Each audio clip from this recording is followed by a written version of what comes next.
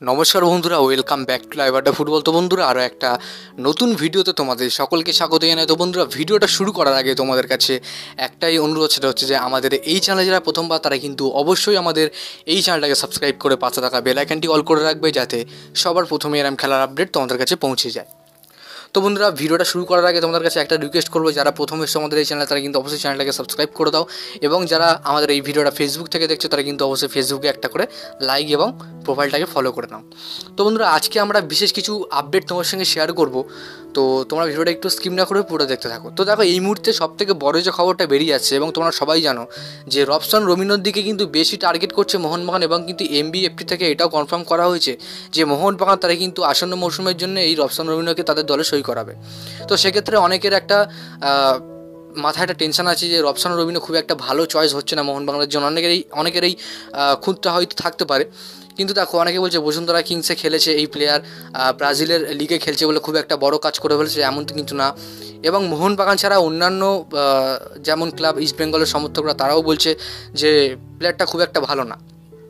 তো দেখো, প্লেয়ারটা ভালো হোক বা না ভালো, আমাদের থেকে কিন্তু ভালো বুঝবে ম্যানেজমেন্ট। তো সেক্ষেত্রে যেটুকু খবর আমার কাছে পাওয়া যাচ্ছে, দেখো, রবসান রবিনের পরেও কিন্তু মোহনবাগানের আরও একটা বিদেশি লাগবে। তো সেক্ষেত্রে টম অ্যালডারওয়েটকে কিন্তু মোহনবাগান ছেড়ে দেবে। তো তার বদলে কাকে আনবে, অর্থাৎ মোহনবাগান কাকে আনবে?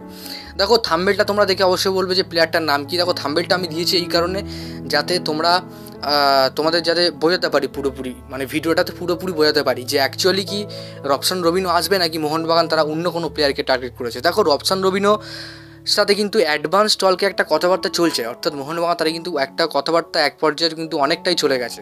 তো সেক্ষেত্রে অনেকে বলছে যে কথাবার্তা এগোয়নি, এটা কিন্তু ভুল কথা। আমি তোমাদেরকে বলছি কথাবার্তা অনেকটাই এগিয়ে গেছে, এবং সব কিছু যদি ঠিকঠাক থাকে তাহলে কিন্তু অবশ্যই মোহনবাগান রবসান রবিনোকে সই করাবে।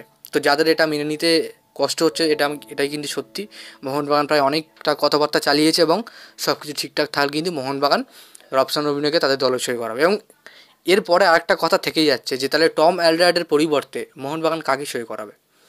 দেখো, এই মুহূর্তে আমার কাছে যে খবরটা বেরিয়ে আসছে একদম জেনুইন কথা, যেটা তোমাদেরকে শোনাচ্ছি আমি। দেখো, মোহনবাগান তারা কিন্তু স্কটিশ লিগ থেকে, অর্থাৎ স্কটল্যান্ড থেকে একটা প্লেয়ারকে টার্গেট করছে, এবং প্লেয়ারটার মার্কেট ভ্যালু কিন্তু প্রায় 3 কোটি টাকা হবে সামথিং, এমন প্লেয়ারকে তারা টার্গেট করছে।